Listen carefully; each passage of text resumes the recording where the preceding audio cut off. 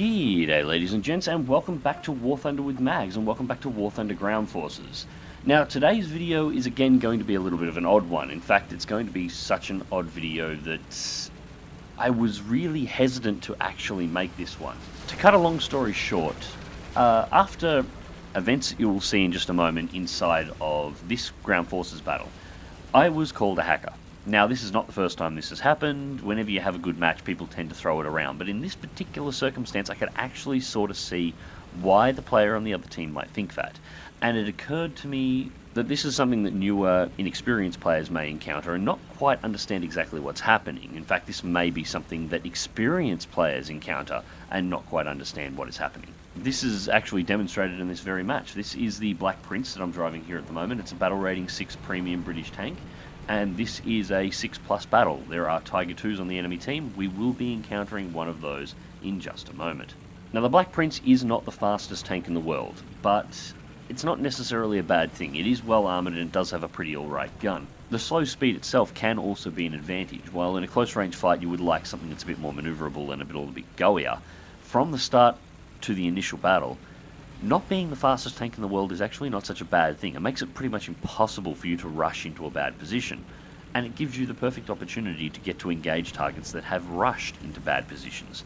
Now, I should probably also point out my ammo load. I am carrying pure APCR. Honestly, in this tank, the standard rounds don't fragment much more than the APCR does, and the APCR has better pens, so I see no reason to carry anything but APCR, and that's worked well for me so far. I have fantastic success. In fact, the Black Prince is probably responsible for unlocking most of the British tanks that I have. And I think I'm only 3 left to go until I've completed the British tree again. Now, as I roll up here a little bit further, I'm going to get the opportunity at a sneaky side shot on a Panther that's just zipping past. It's not a kill shot, but I definitely put the hurt on him. So while I'm lining up for that shot, there we go, there it is there. Let's have a little bit of talk about cover in War Thunder. In fact, you can define this into almost every other game as well in this sort of a genre. There are really 2 types of cover in game. You have hard cover and soft cover. Hard cover is large solid buildings, mountains, solid map or geographical locations of formations within the map that will not allow shells or tanks or vehicles or anything to penetrate. Anything that hits them stops. That is your hard cover. Soft cover is anything that obscures the vision between yourself and your enemy, or your enemy and yourself, but does allow shots to go through. Now, in War Thunder, the difference between hard and soft cover can sometimes be hard to pick, and that is sort of the first part we need to cover here. Up ahead there is a building. It looks like solid cover. It's a solid block of concrete. There it is there. On the other side of that building is a tiger. We can see the tiger here. I'm going to shoot past it, put a shot into him. It wasn't a particularly good shot. That building looks like it's hard cover, but it's not.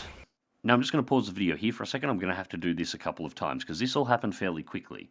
Now, the tank took the first shot, didn't take any serious damage and was able to move behind cover, and then I guesstimated where to shoot next. Put a shell straight through the building and hit the Tiger 1. As you can see, I have done damage. It is going to start billowing smoke in a moment. And there's the smoke. Now, the smoke is actually very important because after shooting the tank and taking out its engine, it did actually continue rolling forward.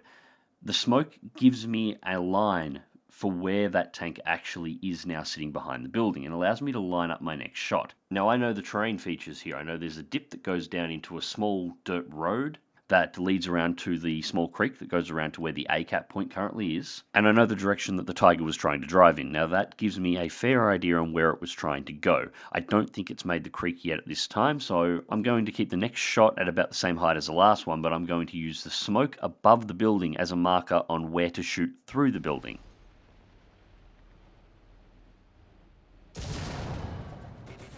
And the guess was wrong. The Tiger's actually advanced up far enough that it started going into the dip that leads into the creek. And as a result, I'm going to have to shoot lower if I want to be able to get a pen and a kill shot. Now, by this point, you should be seeing exactly how this is working, even though I do not have a line of sight to the target. So he is completely obscured by this building. I'm able to use the hit cam in the top right-hand corner of the screen to show me where I'm hitting him. And knowing my distance to him and roughly how big his tank is and the terrain features on the other side of the building, along with smoke, dust and particle effects coming from the vehicle itself, I'm able to calculate roughly where to shoot in order to do damaging shots without actually being able to see the vehicle. But it did require me to see the vehicle in the first place before I could start doing this. Now this next part is where things get a little bit more interesting.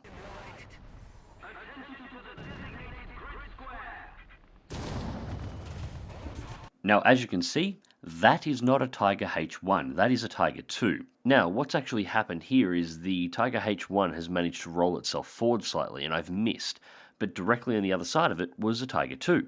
The Tiger 2 was quite literally in the wrong place at the wrong time. If he had been 5 seconds slower getting to his position, I would have actually missed that shot, would have had no idea that he was there and gone looking for the Tiger H1. Hitting the Tiger 2 was pure luck. Now, as you can see in the top right hand corner of the screen, that little camera is the only reason I know I even hit anything at this point. That Tiger 2 is actually too far away for me to have heard the impact directly. And I'll show you that at the end of the video. And it was also a case of pure luck that the shell happened to hit a point where it broke his tracks, immobilizing him.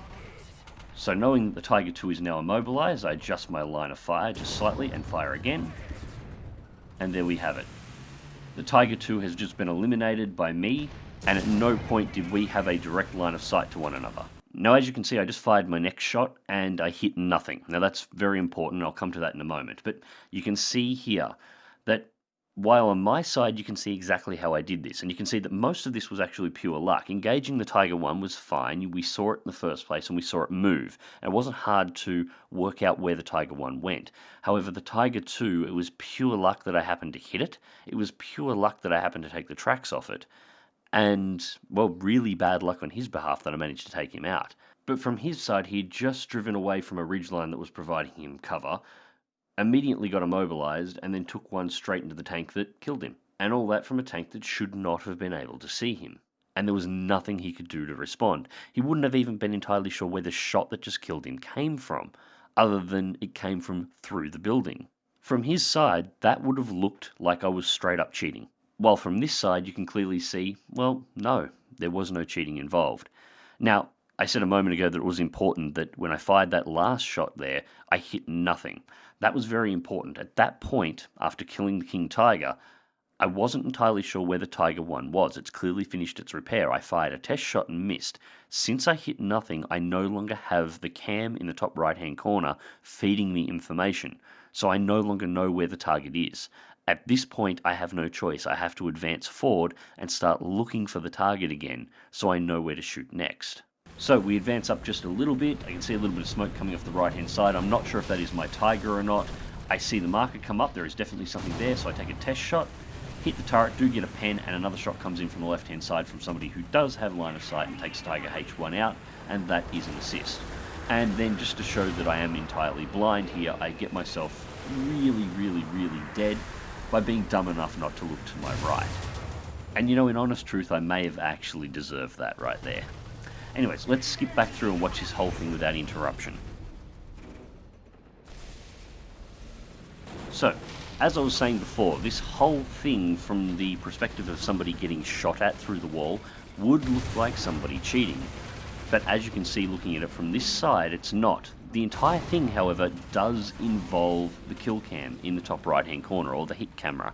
That hit camera is how you calculate and guide your shots, how you work out where to aim next, based on what you know the vehicle is doing, your understanding of the terrain on the far side of the vehicle, and what you see from that camera. Because that camera tells you the angle of the tank, where it's moved to, what it's doing, it even identifies new targets.